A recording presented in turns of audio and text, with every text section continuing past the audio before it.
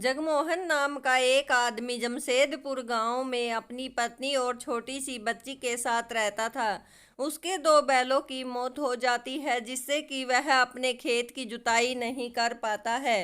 तो वह उसकी पत्नी उससे कहती है कि घर चलाने के लिए अगर वह जमींदार के यहाँ पे नौकरी कर लेगी, झाड़ू पोछा वगैरह करके अपने घर का गुजारा कर लेगी, लेकिन वह उसे मना कर देता है क्योंकि उसे पता था कि जमींदार अच्छी नीयत का आदमी नहीं है।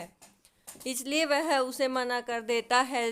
वह जिससे भी मदद मांगने के लिए गांव में जाता, सभी लोग उसकी मदद करने से मना कर देते थे। ना ही कोई अपने बैल देता था और ना ही कोई ट्रैक्टर।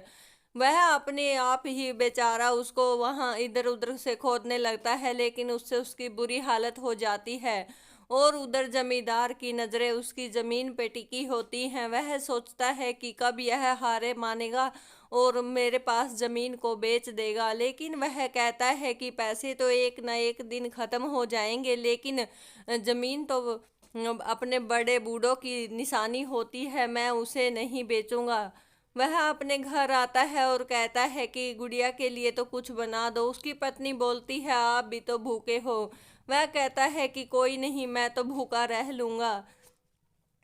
उसको याद आता है, वह बाहर से घास लेके आती है, उसको उबालती है और फिर से उसको कूट के उसके अंदर नमक मिर्च डाल के उसको तवे के ऊपर डाल देती है और वह घास की रोटियां बना देती है, उन दोनों को देती है। तो वह कहते हैं, माँ बहुत अच्छी बनी है। और उसका पति भी कहता है, हाँ बहुत अच्छी बनी हुई है। पहले भी तो जब राजा महाराजा जंगल में फंस जाते थे तो वह भी घास की रोटियां वगैरह ही बना के तो खाते थे।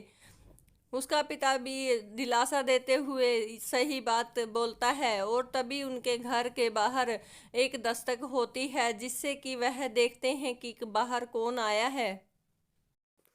बाहर एक आदमी खड़ा था और वह जगमोहन से कहता है, क्या तुमने आपने एक लॉटरी डाली थी जिससे कि आपकी एक लॉटरी निकल गई है, इसमें आपने 25 लाख का इनाम जीता है और ये पैसे मैं आपको देने के लिए आया हूँ। और हमारी कंपनी की तरफ से एक दिन का खाना भी आप लोगों के लिए फ्री है। तो इससे उन पैसों से वह अपने खेत में ट्रैक्टर ले आता है, जिससे कि अपनी खेत की हालत सुधार देता है।